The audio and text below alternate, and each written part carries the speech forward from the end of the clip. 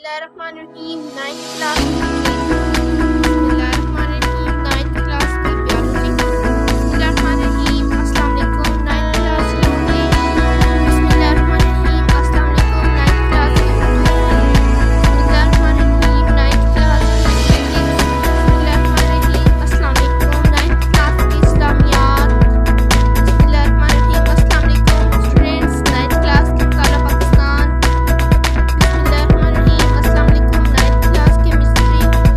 बिस्मिल्लाहिर्रहमानिर्रहीम ninth class की biology chapter number 1 introduction to biology.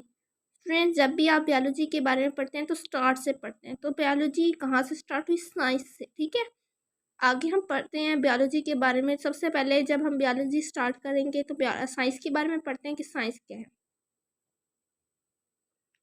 Friend, definition पर गौर करें। Science is study in which observation. ठीक है, science is the study in which observation are made experiments। observation यानी मुशाहिदात और तजर्बात are done and logical conclusions are drawn in order to understand the principle of nature। Science वो इल्म है जिसमें फितरत के असूलों या नेचर ऑफ प्रिंसिपल, फितरत के असूलों को समझने के लिए, अंडरस्टैंड करने के लिए मुशाहिदात और तजर्बात किए जाते हैं और उनसे मंतकी नताइज यानी लॉजिकल कंक्लूशंस, मंतकी नताइज यानी हाइपोथेसिस निकाला जाता है। ठीक है, तो स्टूडेंट्स ये जो ऑब्जर्वेशन का लफ्ज़ है, ये जो एक्सपेरिमेंट्स का लफ्ज़ है, ये जो मैंने अभी आपको बताया हाइपोथेसिस का लफ्ज़ है, ये हम चैप्टर नंबर 2 में डिटेल से इसको डिस्कस करेंगे। ठीक है, तो हमें अभी क्या समझ आया कि साइंस की डेफिनेशन क्या है। It is the most important definition of the board.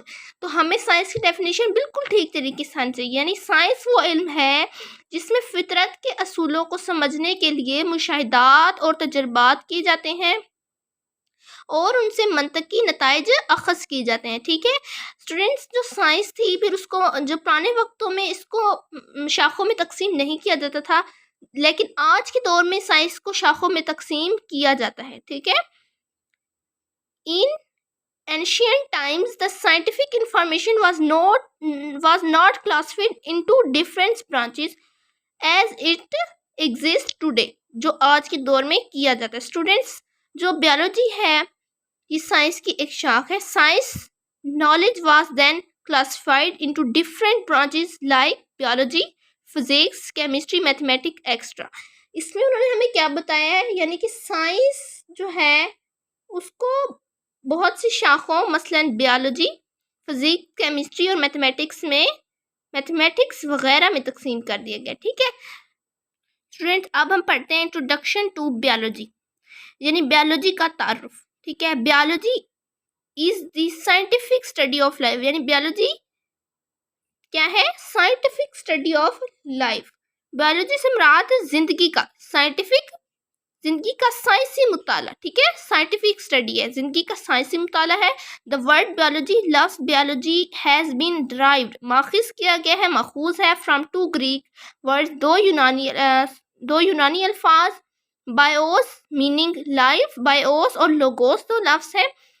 Meaning क्या है? बायोस का लफ्ज़ी मतलब लाइफ और लोगोस का लफ्ज़ी मतलब क्या है? थॉट और रीजनिंग, सोचना और वजह तलाश करना। ठीक है स्टूडेंट्स, आप लोगों से पेपर में पूछा जा सकता है कि बायोस और लोगोस में फ़र्क वाज़े करें, तो आप लोग उधर गौर से समझ लें कि ये कौन सी ज़ुबान, जो बायोलॉजी का लफ्ज़ है वो एक ग्रीक ज़ुबान के लफ्ज़ से माखूज़ है यानी यूनानी। और स्टूडेंट्स, मैं आप लोगों की मालूमात में मज़ीद जो है वो इजाफ़ा कर देती हूँ कि जो साइंस है स्टूडेंट, जो साइंस है वो एक लातीनी ज़ुबान के लफ्ज़ से माखूज़ है। ठीक है, साइंस का लफ्ज़ कौन सी? लातीनी ज़ुबान के लफ्ज़ साइंशिया से माखूज़ है। साइंशिया का मीनिंग आपसे पूछा जा सकता है, तो साइंशिया का मीनिंग है जी, साइंशिया का मीनिंग क्या है? साइंशिया का मीनिंग है नॉलेज या फिर इल्म, नॉलेज इल्म। ठीक है, लेकिन जो बायोलॉजी, साइंस कौन सी ज़ुबान से अखज़ किया गया है? लातीनी। और जो बायोलॉजी है वो कौन सी? यूनानी। ठीक है, इस दोनों में इन दोनों यानी साइंस और बायोलॉजी में फ़र्क आपको वाज़े होना चाहिए।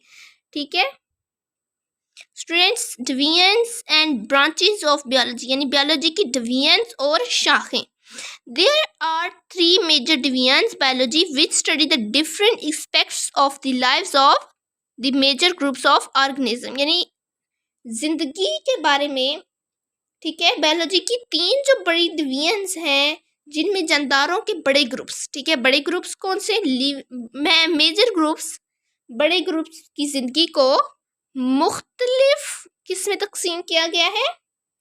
मुख्तलिफ हवालों में पढ़ा जाता है, ठीक है। सबसे पहले हम देखते हैं जोलॉजी। स्टूडेंट ये इसकी पहली डिवीजन है बायोलॉजी की।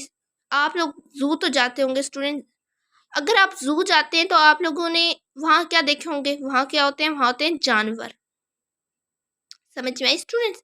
जोलॉजी यानी आपको समझ तो आ गई होगी कि जोलॉजी में क्या होता है। जोलॉजी में हम पढ़ते हैं, जानवरों का मुताला करते हैं। जोलॉजी, आप जू जाते हैं तो वहाँ पर क्या होते हैं? जानवर होते हैं। तो this division of biology deals with the study of animals, यानी जानवरों के साइंसी मुताले को हम क्या करते हैं? किसमें स्टडी करते हैं? जोलॉजी में, बायोलॉजी इस डिवीजन में, ठीक है।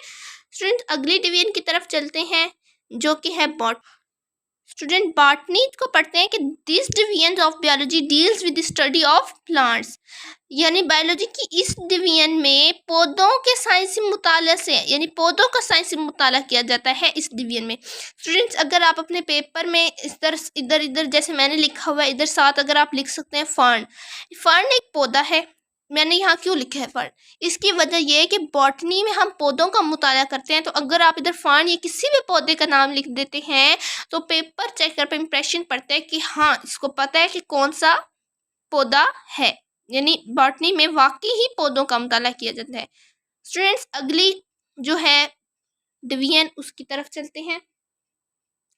अगली जो डिवीजन है वो है माइक्रोबायोलॉजी, ठीक है। माइक्रोबायोलॉजी जो है this division of biology, microbiology मैं आपको बताती हूँ छोटे जानदार, बायोलॉजी क्योंकि कहते हैं जानदार को और माइक्रो छोटे, तो माइक्रोबायोलॉजी यानी छोटे जानदार। This division of biology deals with the study of micro organism, biology की इस डिवीजन में micro organism such as bacteria extra, bacteria और साथ आप लिख सकते हैं एक और वायरस लिख सकते हैं, ठीक है। बायोलॉजी की इस डिवीजन में माइक्रो ऑर्गेनिज्म जैसे कि बैक्टीरिया और साथ बैक्टीरिया क्योंकि यूनिसेलुलर है तो आप साथ वायरस भी लिख सकते हैं, ठीक है। In order to study all the aspects of life, ठीक है। बायोलॉजी की इस डिवीजन का ताल्लुक माइक्रो ऑर्गेनिजम्स मसलन बैक्टीरिया वायरस वगैरह का साइंसी मुताला किया जाता है। This divisions are further divide into different branches as defined below, ठीक है। बायोलॉजी की इन जो डिवीजन्स हैं जो कि हमने पढ़ी, जोलॉजी थी, बॉटनी और अब माइक्रोबायोलॉजी, इनको मज़ीद शाखों में तकसीम कर दिया गया जो कि हमारी बुक में, ठीक है, जो मैं आपको पढ़ाऊंगी वो 16 है, ठीक है। तो सबसे पहले जो है वो है मॉर्फोलॉजी। स्टूडेंट्स जो मॉर्फोलॉजी है इसमें हम क्या करते हैं कि this branch deals with the study of form and structure of living organism, living organisms किसको कहते हैं? जानदार को, ठीक है। बायोलॉजी की इस डिवीजन में जानदारों के यानी जानदारों के क्या कहते हैं? जानदारों की बनावट, ठीक है। जानदारों की बनावट यानी फॉर्म एंड स्ट्रक्चर और जानदारों की बनावट और साख्तों का मुताला किया जाता है, ठीक है स्टूडेंट्स। अगर आप अपने पेपर में मॉर्फोलॉजी की थोड़ी सी अगर इसकी वजाहत कर दें, जैसे कि मॉर्फोलॉजी जो है इस तरह आप लिख सकते हैं कि आप गुर्दे की तस्वीर बना सकते हैं और उसकी जो है स्ट्रक्चर उसके किस तरह से, ठीक है, यानी उसके फॉर्म उसके हिस्सों के नाम लिख दें तो आप पेपर चेकर को यह पता चल जाएगा कि आपको पता है कि मॉर्फोलॉजी में किसको डिस्कस किया जाता है, ठीक है। आप किसी गुर्दे की तस्वीर बनाते हैं और उसके हिस्सों के नाम लिखते हैं, ठीक है, तो वो यानी वो जो है वो मॉर्फोलॉजी की एक एग्जाम्पल हो जाती है क्योंकि उसमें आप उसके जो है वो उसके फॉर्म यानी उसकी बनावट के बारे में बता रहे हैं, ठीक है स्टूडेंट्स। अगली जो हमारी ब्रांच है वो है एनाटॉमी। अगली बायोलॉजी की जो ब्रांच है वो कौन सी है? एनाटॉमी। स्टूडेंट मैं आपको जो आसान तरीका है वो याद करने का वो मैं आपको बता देती हूँ कि ये ब्रांचेस आप रट्टे से याद ना करें, आप ऐसा करें पहले सारी ब्रांचेस के नेम्स याद कर लें, ठीक है। नेम याद करने के बाद आप आसानी से इनकी जो है फर्दर जो डिटेल्स हैं उनको याद कर सकते हैं। अगली जो है वो ब्रांच बायोलॉजी की अगली जो ब्रांच है उसकी तरफ चलते हैं जो है anatomy. The study of internal structure is called anatomy. Internal यानी कि अंदरूनी, इंटरनल अंदरूनी साख्तों का मुताला, इंटरनल अंदरूनी साख्तों का मुताला एनाटॉमी कहलाता है, ठीक है। तो इधर आप अगर गुर्दे की तस्वीर बनाकर या किसी भी जो आर्गन है उसकी तस्वीर बनाकर उसके अंदरूनी हिस्सों के बारे में बता देते हैं तो वो एनाटॉमी की एक एग्जाम्पल बन जाती है। स्टूडेंट्स अगली बायोलॉजी की जो है वो ब्रांच की तरफ चलते हैं जो कि है histology. The microscope study of tissues is called histology. यानी बायोलॉजी की जो इस शाख में हम टिश्यूज का माइक्रोस्कोप की मदद से मुताला करें, यानी कि जानदारों के टिश्यूज का माइक्रोस्कोप की मदद से मुताला करना हिस्टोलॉजी कहलाता है। ठीक है स्टूडेंट्स, क्या बताया? जानदारों के टिश्यूज का माइक्रोस्कोप की मदद से। माइक्रोस्कोप की मदद से क्यों कहा है उन्होंने? ठीक है, इस वजह से कहा है क्योंकि जो टिश्यूज हैं उनको हम आम आंख से नहीं देख सकते। वजह क्या है? क्योंकि जो टिश्यूज होते हैं स्टूडेंट्स, आपको पता होगा कि वो सेल से मिलकर बनते हैं। जब बहुत से सेल आपस में मिल जाते हैं तो वो टिश्यूज बना देते हैं। तो स्टूडेंट्स जो टिश्यूज होते हैं हम उनको आम आंख से नहीं देख सकते, जिसकी वजह से हम उनको माइक्रोस्कोप की मदद से देखते हैं। ठीक है, तो the microscope study of tissues is called histology. ठीक है, जानदारों के टिश्यूज का माइक्रोस्कोप की मदद से मुताला करना हिस्टोलॉजी कहलाता है। स्टूडेंट अगली जो हमारी बायोलॉजी की शाख है वो है cell biology. The study of the structure and function of cells and cell organelles is called cell biology. This branch also deals with the study of cell division. Students क्या समझ में आया? The study of the structure and function of cells. ठीक है, the study of structure, cell और cell में पाए जाने, सेल्स एंड सेल, सेल और सेल में पाए जाने वाले ऑर्गेनेल्स। ठीक है, ऑर्गेनेल्स। अब स्टूडेंट्स अगर आप अपने पेपर में इस तरह से लिख देते हैं, जैसे मैं आपको अभी बताती हूँ स्टूडेंट्स, अगर आप अपने पेपर में इस तरह से लिख देते हैं कि the study of the structure and function of cells and cell organelles, अगर आप लिख देते हैं पेपर में ऑर्गेनेल्स, कौन सी ऑर्गेनेल्स? न्यूक्लियस, राइबोसोम्स और गाल्जी अपरेटस। ठीक है, आपको पता होगा कि कौन से ऑर्गेनेल्स कहते हैं, जैसे कि न्यूक्लियस है, राइबोसोम है, गाल्जी अपरेटस है। स्टूडेंट्स हम इसको चौथे चैप्टर में डिटेल से डिस्कस भी करेंगे। आगे देखें, the study of the structure and function of cell and cell organelle is called cell biology. यानी इसमें वो क्या कहते हैं कि सेल और सेल में पाए जाने वाले ऑर्गेनेल्स की साख्तों, ठीक है, की साख्तों और अफ़ाल, फंक्शन यानी अफ़ाल का मुताला सेल बायोलॉजी कहलाता है। This branch also deals with the study of cell division.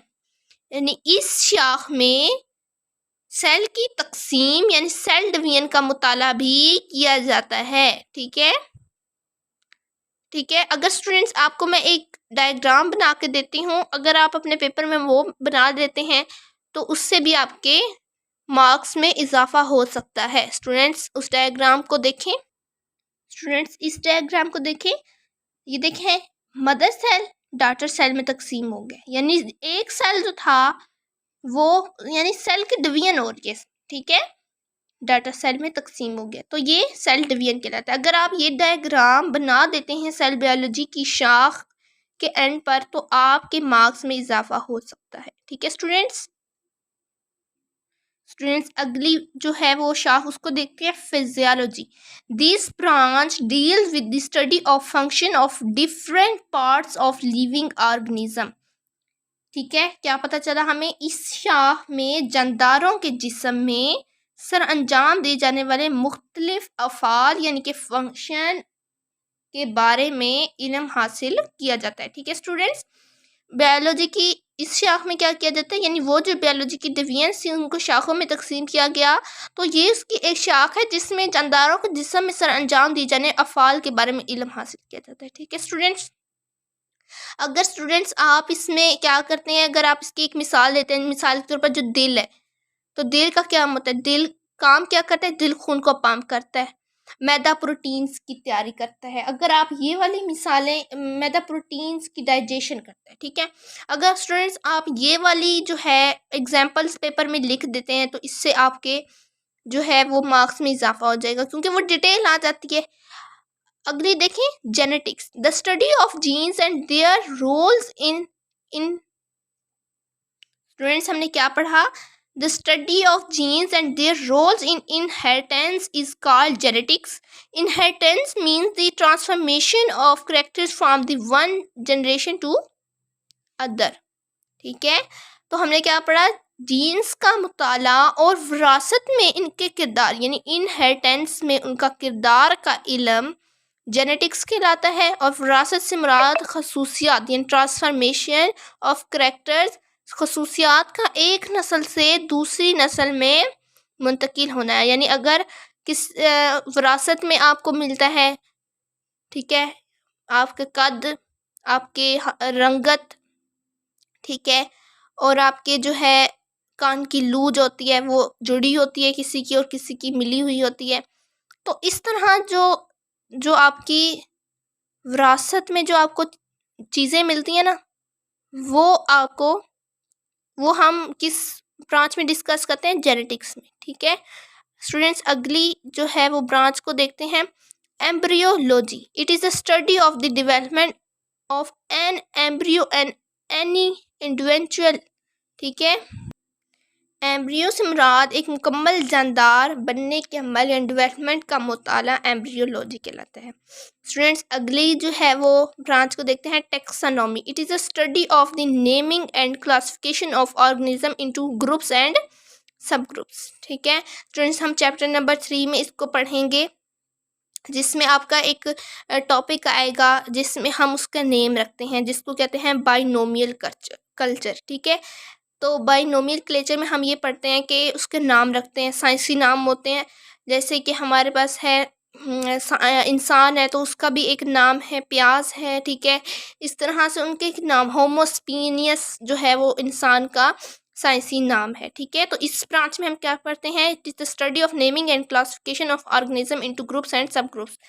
यानी कि ये जानदारों के साइंसी नाम रखने और उनकी ग्रुप्स और सब ग्रुप्स में तकसीम।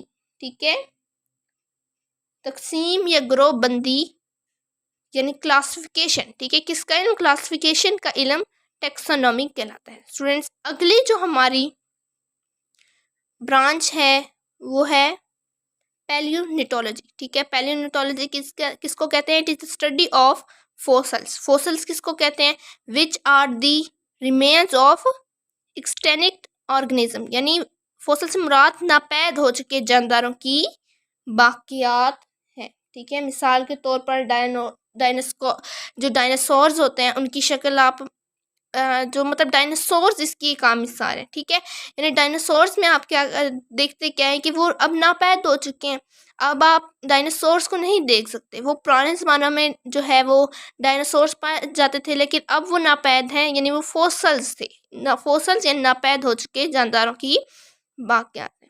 आई होप स्टूडेंट्स आज का लेक्चर आपको बहुत अच्छे तरीके से समझ आ गया होगा। स्टूडेंट्स, मैं आप लोगों को पेपर के हवाले से लेक्चर के एंड पर मैं आपको पेपर के हवाले से ज़रूर बताऊंगी। ठीक है, और आज भी ऐसा ही होगा, मैं आपको जो पेपर के बारे में बताऊंगी कि पेपर में इस टॉपिक के बारे में क्या सकते हैं। स्टूडेंट्स, हम जो फर्दर जो ब्रांचेस हैं वो हम इंशाल्लाह कल डिस्कस करेंगे।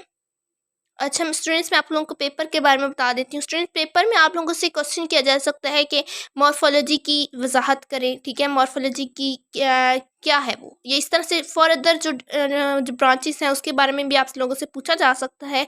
इसके अलावा आप लोगों से लॉन्ग क्वेश्चन में वो पूछ सकता है कि बायोलॉजी की जो है जो कोई सी 5 जो है वो उसकी ब्रांचेस की वजाहत करें, या बायोलॉजी की जो डिवीजन है जोलॉजी की वजाहत करें। इस तरह से वो आप लोगों से क्वेश्चन कर सकते हैं। और स्टूडेंट्स, मैंने आप लोगों को जो अहम इम्पोर्टेंट यानी जो चीज़ें बताई हैं, जो आप लोगों को मैंने बताई हैं, मिसालें बताई हैं, और इस तरह से मैंने आपको जो चीज़ बताई है उसको अच्छे तरीके से याद कर लीजिएगा। वो आप लोगों के पेपर में अक्सर पूछ लेते हैं इस तरह के सवाल। तो इन जो मैंने आज टॉपिक आप लोगों को पढ़ाया है वो उसको अच्छी तरीके से याद कर लीजिएगा। मेरे चैनल को सब्सक्राइब ज़रूर कीजिएगा।